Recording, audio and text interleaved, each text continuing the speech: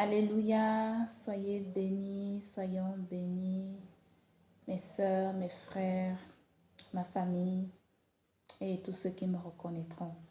J'espère que vous allez bien dans le nom de Jésus-Christ de Nazareth.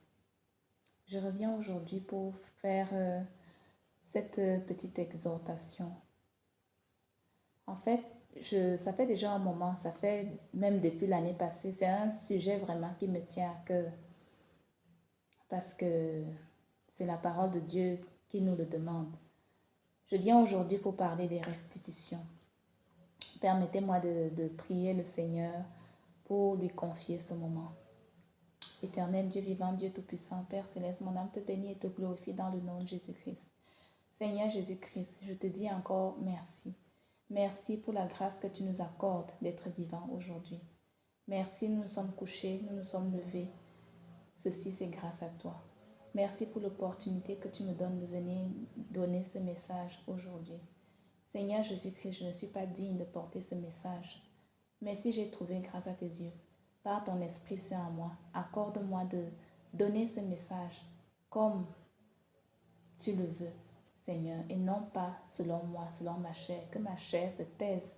Et je prie au nom de Jésus-Christ pour que tu touches le cœur de toute personne qui va écouter ce message à vraiment le prendre en considération et aussi à qu'ils le prennent en considération, qu'il ou elle le prenne en considération et que tu nous aides nous tous à laver nos robes parce que tu reviens bientôt et ce n'est plus pour longtemps. Mon âme te bénit, mon âme te glorifie.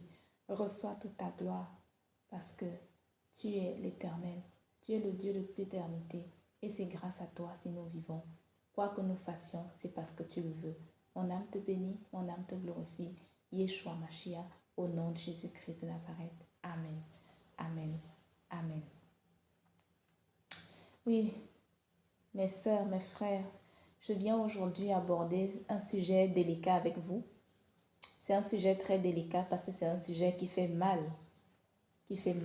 Ça fait mal au cœur. Donc, c'est pour ça que je dis que c'est un sujet délicat, c'est un sujet sensible. Parce que quand nous tous, on entend parler de... Quand je viens parler des restitutions, ça touche tout le monde parce que personne n'est parfait. Nous tous, nous sommes des pécheurs. Et comme il a plu dans sa grâce au Père céleste de nous accorder le salut par son Fils bien-aimé, le Seigneur Jésus-Christ. Alors, quand on devient enfant de Dieu, nous devons aussi penser à restituer, à faire des restitutions. Et je prie vraiment pour que le Seigneur nous aide tous à faire ces restitutions, qui nous donne la force parce que et les moyens aussi, parce que ce n'est pas facile. Avant de connaître le Seigneur, nous tous nous étions des pécheurs. Donc il y a plein de mauvais actes, il y a plein de mauvaises choses que nous avons faites quand nous étions dans le monde. Et maintenant que nous sommes devenus enfants de Dieu, le Seigneur nous appelle à être en règle par rapport à sa parole, parce qu'il est juste, c'est un Dieu de justice. Dieu fait tout dans la justice et il se fie à sa parole pour exécuter ses jugements. C'est pour ça que la parole nous dit qu'il n'y a point de favoritisme. Il nous aime tous de la même façon, mais quand il s'agit de juger, Dieu se fie toujours par rapport à sa parole. Alors, la parole de Dieu nous dit dans l'Épître aux Romains, le chapitre 13, verset 8, que nous ne devons, je lis la parole de Dieu au nom puissant de Jésus-Christ de Nazareth, ne devez rien à personne, si ce n'est de vous aimer les uns les autres, car celui qui aime les autres a accompli la loi. Le Seigneur nous demande de ne rien devoir à personne, si ce n'est que l'amour. Donc, il y a déjà ce passage qui avait attiré mon attention, je pense, comme vous tous. Et puis, il y a aussi un autre passage. Celui-là, il m'avait vraiment fait mal au cœur dans le Psaume 37. Je ne sais pas si c'est le verset, je ne sais plus si c'est le verset 21. Le Psaume 37 nous dit, oui, Psaume 37, verset 21, le Psaume 37 nous dit, je lis la parole de Dieu au nom de Jésus-Christ de Nazareth, que le méchant emprunte et il ne rend pas. Le méchant emprunte et il ne rend pas. Le juste est compatissant et il donne. Il y a plusieurs passages dans les Saintes Écritures qui nous parlent des personnes qui ont des dettes, quoi. Donc, la parole de Dieu va jusqu'à traiter de méchants les personnes qui empruntent et qui ne rendent pas. Or, nous savons que Dieu n'aime pas le mal. Et tous ceux qui font le mal ne vont pas hériter la vie éternelle, ne verront pas la face du Seigneur Jésus-Christ. Ça, quand j'avais lu ce passage, ça m'avait tellement fait mal au cœur. Je dis, ah, je suis tellement méchante à ce point avec tout ce que j'ai fait dans mon passé. Voilà. Et puis, vous pouvez aussi voir dans Exode 22, je pense que c'est Exode 22, tout ce chapitre-là parle des restitutions. Exode 22, à partir du verset 1 à 14. Exode 22, verset 1 à 14. Oui, Exode 22, verset 1 à 15 même, nous parle des préjudices causés à des tiers et réparations. Vous pouvez encore voir, il y a beaucoup de passages dans la Bible qui parlent des restitutions. Vous pouvez aussi le trouver dans Nombre. J'ai noté dans Nombre, je mettrai le passage. Nombre 5, verset 6 à 7 nous parle aussi des préjudices et du tort moral. Donc, en fait, restitution ici, c'est tout ce qu'on a causé comme tort, quoi. Que ce soit tort moral ou bien par rapport à l'argent qu'on doit, par rapport aux choses des autres que nous devons, quoi. Le Seigneur nous appelle à restituer tout cela. Donc, dernièrement, j'avais parlé du pardon qui était une puissance libératrice. Le pardon libère. Aujourd'hui, je veux aussi ajouter je veux renchérir en disant que les restitutions aussi libèrent. C'est vraiment, quand on fait des restitutions, c'est vraiment un énorme poids qui tombe, quoi. C'est des chaînes qui tombent. Et ça nous libère et le Seigneur est content parce que, voilà, on applique la parole parce que le Seigneur nous demande d'être obéissant par rapport à sa parole. Voilà. Donc, c'est pour ça qu'il nous dit dans Somme 119 là-bas, je ne sais plus, c'est le verset 105. Je ne sais plus, comme quoi je serre ta parole dans mon cœur afin de ne pas pécher contre toi. Voilà. Donc, les restitutions ici, comme j'ai dit, il y a des restitutions financières. Si par exemple, j'ai emprunté, je me rappelle que j'avais emprunté de l'argent à quelqu'un, j'ai emprunté quelque chose de quelqu'un et que jusqu'à présent, je n'ai pas fait le nécessaire, je n'ai pas restitué. Le Seigneur nous appelle à le faire. Restitution morale. Si par exemple, j'avais l'habitude, si j'ai causé du tort consciemment ou inconsciemment à mon prochain, par exemple, si je jalousais quelqu'un, si je détestais la personne, si par exemple j'ai voyagé avec les faux papiers pour venir ici en Europe, le Seigneur nous appelle à faire la restitution morale, quoi. Moi, je vous donnerai l'exemple de deux restitutions. Par exemple, moi, à l'époque, quand j'étais en formation, restitution morale maintenant, quand j'étais en formation, elle est morale ou financière parce que il y a plusieurs sortes de restitutions. Si par exemple j'ai commis l'adultère et que je vis avec mon mari là, le Seigneur m'appelle normalement à avouer la vérité à mon mari, à lui demander pardon parce que je l'ai trompé. Donc en fait le Seigneur il est la vérité, il veut qu'on soit dans la vérité. Et tout cela ça compte quoi pour avoir la vie éternelle. Donc je vous donne le cas de moi à l'époque. J'avais pas encore je ne travaillais pas et puis c'était vraiment difficile. Et puis, je devais prendre le bus. J'avais volé le bus, quoi. J'étais en formation, j'étais en école de formation et du coup, j'avais volé le bus quelques fois pour me déplacer, quoi, pour rentrer de l'école. J'avais volé le bus. Le matin, je pouvais y aller, mais comme je n'avais pas d'abonnement et que je n'avais pas de sous ce temps-là, il m'est arrivé d'emprunter le bus, mais sans titre de transport valable. Et du coup, ce que j'ai fait, c'est que d'abord, j'ai prié pour faire ces restitutions, la prière, quoi.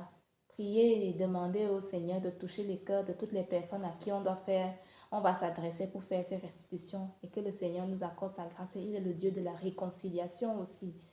Vous pouvez le voir dans 1 Corinthiens 15 ou 16, 2 Corinthiens ou 1 Corinthiens 15 ou 16, je ne sais plus, mais le Seigneur parle du ministère de la réconciliation. Le Seigneur nous demande de rechercher la paix avec tout le monde. La paix, ça veut dire la réconciliation avec tout le monde, être en paix avec tout le monde.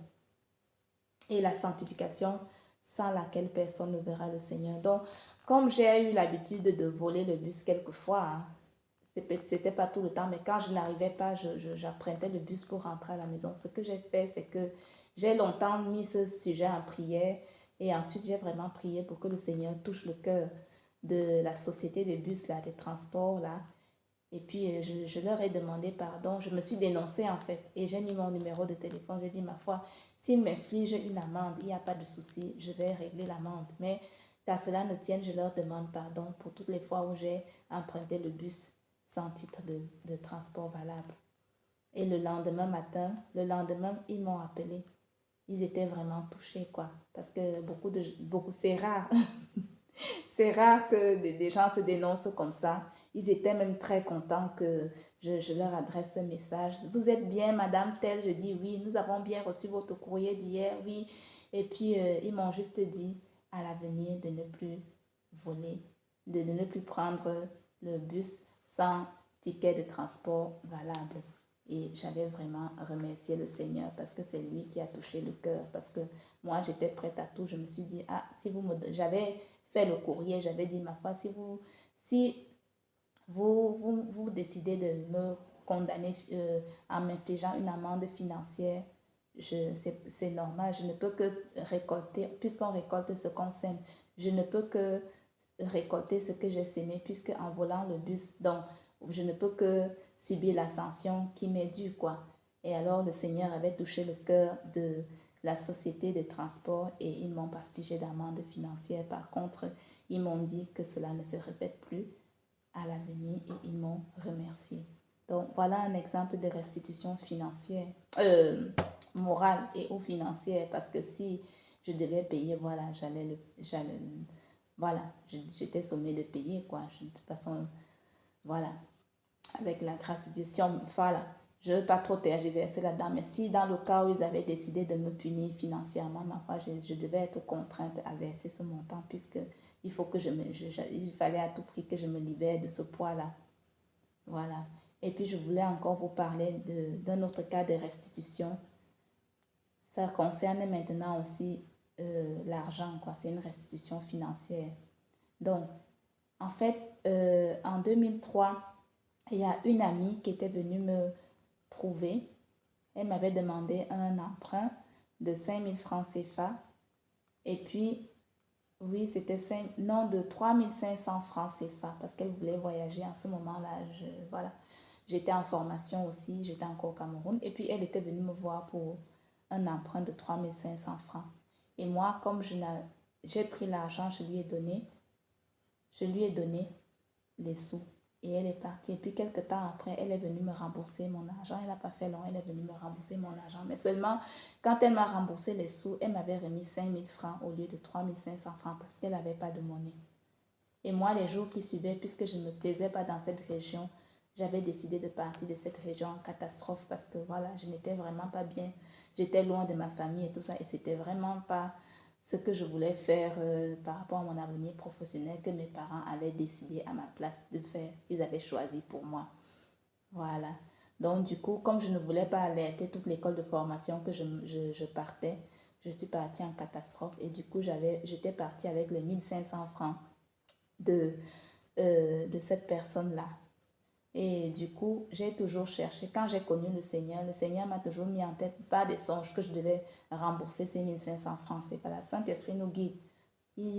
Toujours, et puis j'ai tout fait. Je suis même allée sur Facebook quand j'utilisais encore les réseaux sociaux pour rechercher ma camarade de l'époque pour, pour lui rembourser son argent, mais je ne l'ai jamais trouvé. Je suis même passée par une de ses meilleures amies pour lui demander le numéro de son amie à elle afin que je fasse le nécessaire, mais elle ne m'a jamais donné le numéro. Et puis du coup, j'ai soumis le problème au Seigneur. J'ai dit, je dois 1500 francs à telle personne. Ça fait déjà depuis 2003. Et c'était en 2023, l'année passée, que j'ai soumis ce problème au Seigneur. Comment alors je dois faire, combien je dois restituer à cette personne? Parce que dans les restitutions, si vous voyez dans Exode 22 de 1 à 14, il y a plusieurs sortes de restitutions. Il y a plusieurs cas de restitution. C'est pour ça que concernant les restitutions financières, je vous conseille de faire appel au Saint-Esprit. Il est notre fidèle compagnon. Il est là pour nous aider et nous conduire. C'est lui qui connaît toute la vérité. C'est lui qui sait exactement ce qu'on doit faire, comment on doit faire, combien on doit rembourser. Donc, du coup, j'avais soumis le problème au Seigneur. Et c'était aussi pendant un jeûne. Vous prenez un jeûne et puis vous posez les questions. Pendant vos prières, vous demandez au Seigneur de vous éclaircir là-dessus par rapport aux situations que vous lui transmettez. Donc, je lui ai dit, Seigneur, je devais 1500 francs à telle personne. Et maintenant, on est en 2023. C'est depuis 2003 que je lui dois ces 1500 francs. Parce que tu parles de 1/5. Enfin, vous lirez, hein. Vous voyez, par exemple, je lis par exemple le premier verset. Si un homme dérobe un bœuf ou un agneau ou qu'il l'égorge ou le vende, il restituera 5 bœufs pour le bœuf et 4 agneaux pour l'agneau. Donc, il y a toujours, on restitue au centuple ou au quadruple. Donc, ça dépend des situations. Et en plus, c'est encore détaillé plus loin devant. Il y a vraiment des différents cas de figure. Donc, j'ai posé la question au Seigneur combien je devais restituer, sachant que je lui devais 1500 francs depuis 2003 et l'année passée, c'était 2023. Et puis, le Seigneur, il a fait d'une pierre deux coups, quoi. Comme je parlais de dette, il m'a aussi parlé encore d'une autre dette que je devais restituer. Vous vous rendez compte? Donc, du coup, il a fait le calcul, le Seigneur. Et puis, il m'avait parlé plutôt, il m'avait donné la réponse avec une autre chose qui était plus importante encore. Enfin, je ne dis pas que toutes les dettes ne sont pas importantes à restituer, mais il y avait encore autre chose que je n'avais pas fait et qu'il m'a demandé de faire, quoi. Tu devrais plutôt. Et puis, je l'ai remercié infiniment. Et puis, un jour, je parlais dans ma douche comme ça que, mes seigneurs, moi, j'étais posé une question concernant les 1500 francs que je dois restituer, combien je dois restituer. Tu ne cesseras de me surprendre. Et maintenant, toi, tu m'as parlé encore d'autres choses qui étaient encore plus urgentes encore à faire. Et je fais alors commande des 1500. Et c'est comme ça que le Seigneur me visite encore dans la nuit. Et puis, il me dit exactement, il a fait le calcul. Vous savez comment on faisait souvent les calculs là? Il a fait exactement la même chose. Et puis, il m'a donné le montant, 7570 francs que je devais rembourser, restituer à la personne. Donc, 1500 francs que je devais en 2003, que je suis partie avec 1500 francs d'une personne. Et en 2023, j'ai restitué 7570 francs. 70 francs CFA, excusez-moi, ici on dit 70. Donc, j'ai remboursé 7570 francs CFA. Donc, dans ce cas de figure-ci, le Seigneur, c'était considéré comme du vol que j'ai restitué. Et il a même encore songé à un intérêt parce qu'on doit restituer 5 fois le montant, ça dépend du cas de figure, ou 4 fois le montant, ça dépend du cas de figure. C'est pour ça que je vous conseille de vraiment rechercher la face du Seigneur dans le jeûne et la prière et lui soumettre pour ceux qui ont des restitutions à faire, financières et même morales aussi, parce que le tout, on a tout par la prière. Donc, il a même parti jusqu'à ajouter un intérêt de 70 francs dessus. Voilà, mes frères et sœurs, ce n'est vraiment pas facile et c'est un sujet qui fait vraiment mal au cœur. Parce que on a l'impression que tout notre passé nous rattrape, quoi. Tout notre passé revient à la surface parce que le Seigneur nous demande d'être juste. Ça fait partie de la justice de Dieu. Marcher dans la vérité, rendre ce qu'on doit, être en paix, chercher la paix avec tout le monde. Parce que si je ne rembourse pas les dettes, je ne sais pas ce que la personne pense de moi dans son cœur. Est-ce qu'elle, peut-être même qu'elle me maudit tous les jours dans son cœur là-bas. Et je ne sais pas quel Dieu elle sait. De toute façon, comme Dieu est juste, les cris de ces personnes, les cris de nos créanciers montent jusqu'au trône de Dieu là-bas. Et comment est-ce que nos prières seront agréables à l'Éternel? Voilà, que le Seigneur nous aide tous. Et je voulais aussi dire, moi par exemple, dans ce cas de figure-ci là, puisque je n'arrivais pas à joindre la personne pour lui rembourser son argent, j'ai restitué auprès d'un homme de Dieu. L'homme de Dieu que le Seigneur lui-même, c'est lui qui va te dire, va restituer cet argent là-bas auprès de tel homme de Dieu ou bien de telle servante de Dieu.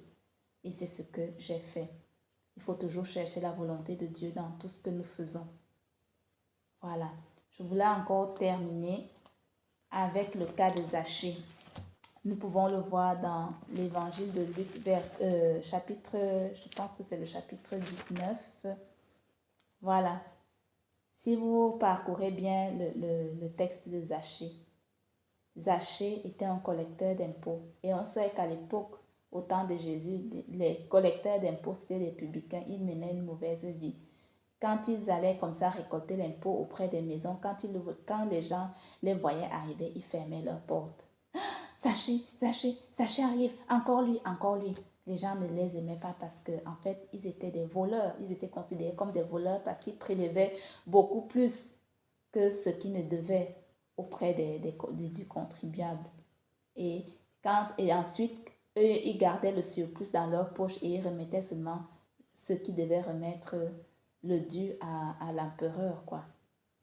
Donc, Zachée, quand il a entendu que le Seigneur Jésus-Christ venait, Zachée s'est dépêché. Il s'est dépêché parce qu'il voulait aussi voir le Seigneur Jésus-Christ. Vu que le Seigneur Jésus-Christ, quand il venait, on savait que c'était lui parce qu'il y avait toujours la foule qui l'entourait, qui le suivait partout. Donc, quand Zachée a vu ça, lui aussi, il a accouru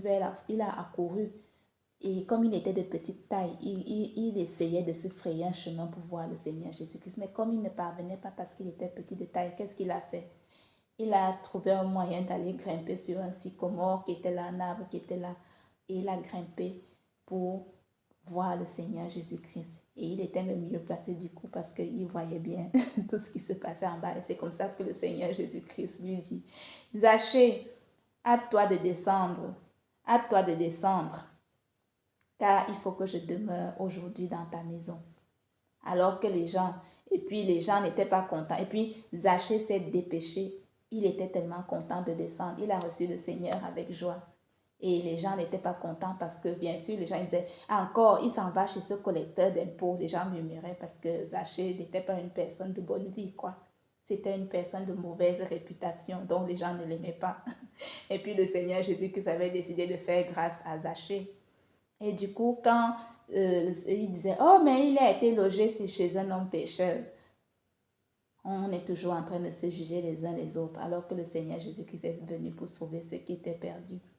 Il n'y a personne qui fait le bien, nous tous, nous sommes des pécheurs. Il n'y a aucun qui est juste. Nous avons la grâce par le sacrifice du Seigneur Jésus-Christ à la croix, par son sang qui nous justifie chaque jour, qui nous sanctifie, le sang de Christ. Donc, et puis du coup, Zachée, qu'est-ce qu'il a dit au Seigneur? Il était tellement content de recevoir le Seigneur chez lui qu'il a dit, Seigneur, je donne aux pauvres la moitié de mes biens. Et si j'ai même fait du tort à quelqu'un, je lui rends le quadruple. Donc, comme le salut est entré dans la maison de Zachée, vous voyez, Zachée, même s'il était collecteur d'impôts et qu'il avait une mauvaise vie, il pratiquait déjà la restitution, il soutenait déjà les pauvres, il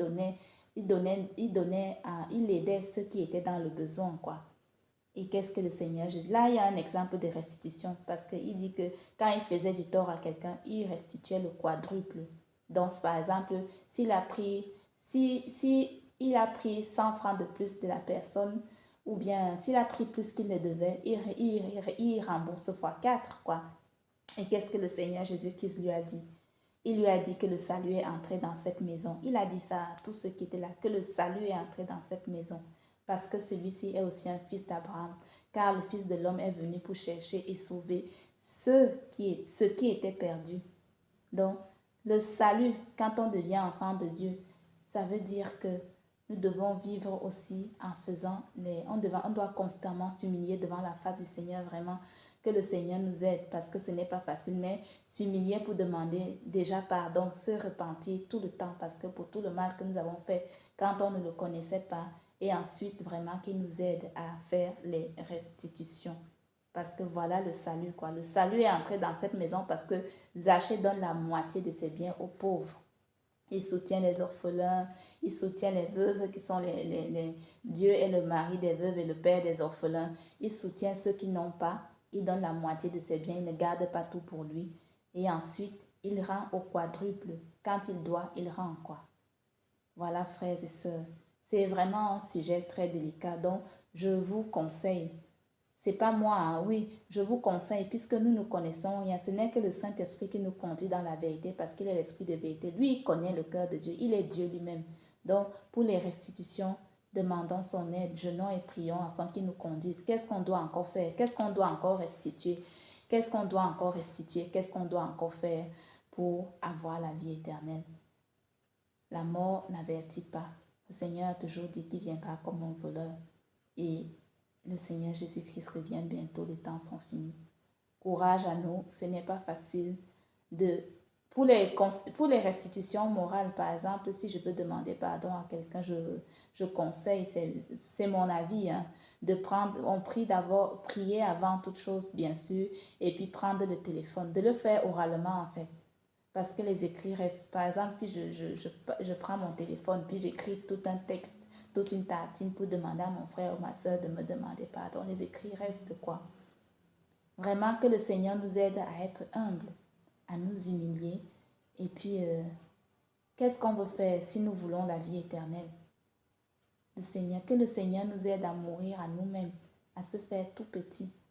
Parce que le royaume des cieux est pour ceux qui sont comme des petits enfants. C'est ce que lui le dit dans sa parole. Je prends l'exemple d'un enfant maintenant. C'est mon fils parfois qui me fait souvent rire par rapport aux messages qu'il me donne. Et c'est des messages vraiment chauds pour dire, maman, même si souvent tu es fâchée avec moi parce que j'ai fait ci, parce que j'ai fait ça, moi je t'aime. Et puis il me fait des gros cœurs comme ça. Tout le temps, il me fait des messages comme ça. Donc, vraiment, un petit enfant, même si on vient de le punir maintenant, quelque temps après, il oublie.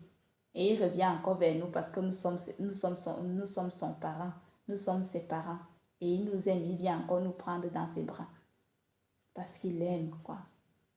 Et je voulais aussi ajouter que, ouais, c'est par rapport à la chambre parentale. Le Seigneur n'aime pas, les enfants ne doivent pas accéder, ils ne doivent pas entrer dans la chambre des parents. La chambre des parents, elle est vraiment, je veux dire, sacrée, quoi. C'est l'intimité des parents. Je dis ça parce que j'avais l'habitude, je me souviens, j'avais l'habitude de prendre mon fils là. Il venait souvent le soir, comme, voilà, il venait souvent avant d'aller dormir, de se coucher dans sa chambre. Il dormait d'abord dans notre lit et puis le Seigneur. Cette situation a perduré des années jusqu'à un jour le Seigneur est venu me dire, l'enfant qui dort à côté de toi là, c'est ton mari. L'enfant qui dort à côté de toi là, c'est ton mari. Donc, le lit conjugal, la chambre conjugale, c'est vraiment sacré. Dieu regarde tout ce qu'on fait, il est attentif à tous nos faits et gestes. La chambre des parents, c'est fait pour les parents. Je rajoute cela parce que je me souviens même nous, quand on était enfant, je sais que beaucoup de familles, surtout africaines, dorment avec les enfants, les parents, certains parents prennent leurs enfants dans la chambre, quoi. Même si les enfants ne dorment pas dans le lit des parents, et il y a le lit à côté. Moi, je me souviens quand j'étais petite, mon lit, il était dans la chambre des parents, mais je ne dormais pas dans le même lit que donc le Seigneur condamne cela, quoi, parce que c'est sacré, quoi. Il y a aussi la nudité. Le Seigneur nous demande de bien couvrir nos corps. Combien de fois j'ai eu des combats spirituellement parce que quand je me suis dépouillée, je mettais maintenant des habits unis, mais je me souviens, j'avais une robe qui était à courte manche, et puis elle m'arrivait un peu légèrement en dessous des genoux. Et puis je restais souvent avec à la maison, mais je vous dis que j'étais combattue. Une fois même l'ennemi est venu, j'étais déjà dépouillée, mais dans ce songe-là, j'étais dépouillée, mais j'avais même mis encore le voile. Il est venu, il a enlevé le voile pour qu'on découvre ma nudité. Donc le Seigneur et qu'on découvre ma nudité, c'est comme ça que j'avais une attaque. Donc le Seigneur nous demande vraiment de bien couvrir nos corps et nos têtes, même quand on est à la maison, même quand on dort. Et oui, même quand on dort, parce que le Seigneur, tout comme le Seigneur passe par la tête pour nous, puisque le Seigneur Jésus-Christ c'est la tête du corps de Christ, donc il passe par la tête pour nous parler. C'est aussi comme ça que l'ennemi passe aussi. Donc, si toi, la femme, tu n'as pas la tête qui est voilée, les cheveux sont la gloire de la femme. Et le Seigneur nous demande d'être soumises. C'est pour ça qu'il nous demande aussi de nous voiler la tête dans sa présence. Parce que sinon, c'est comme si on était orgueilleuse. Voilà. Se voiler la tête pendant tout le temps, quoi. Parce que nous sommes appelés à prier sans cesse. Pour aller dans la présence de Dieu, le Seigneur nous demande de nous voiler la tête. J'avais même déjà fait une vidéo par rapport à ça. 1 Corinthiens 11, je pense que le passage était 1 Corinthiens 11. J'avais déjà fait une vidéo par rapport à ça parce que le Seigneur, j'étais couchée, il m'avait réveillée pour me montrer comment je dois me tenir dans sa présence. Voilà, couvrons bien nos corps. Voilà toujours, quand on ne couvre pas bien nos corps, l'ennemi, c'est des occasions pour que l'ennemi nous accuse encore devant le Seigneur parce qu'il dit, mais regarde, elle expose sa nudité, les parties de son corps. Quand je porte des habits à courte manche, ou bien d'abord les habits à courte manche et que je lève les mains aussi vers le Seigneur pour adorer, là-dessous, ça se voit. C'est pas correct, quoi, devant le Seigneur. Ou bien quand je mets des habits légèrement en dessus des genoux. Voilà, parce que quand on voit quelqu'un passer, ou bien une femme, je prends l'exemple des présentatrices, des speakerines là, à la télé, surtout celles qui présentent le journal. Quand elles sont debout, qu'est-ce qu'on regarde? Quand une femme est debout, on regarde d'abord son visage et on regarde ses jambes. Donc tout ça, c'est objet à séduction, quoi. Et ça crée de la convoitise. Or, si on pousse les autres à pécher, ça veut dire que nous aussi, on participe à ce péché, on est condamnable. Voilà, mes frères et sœurs, je vous remercie de m'avoir écouté. Que le Seigneur nous fortifie tous. Ce n'est facile pour personne. Que le Seigneur nous aide à laver nos robes. Prions pour que le Seigneur, je prie pour que le Seigneur nous aide tous, que ce soit financièrement, pour tous ceux qui ont des restitutions financières, rembourser les dettes, à le faire. Tous ceux qui n'ont pas de travail, que le Seigneur vous accorde sa grâce de trouver un travail afin d'être en règle concernant les dettes au nom de Jésus-Christ de Nazareth.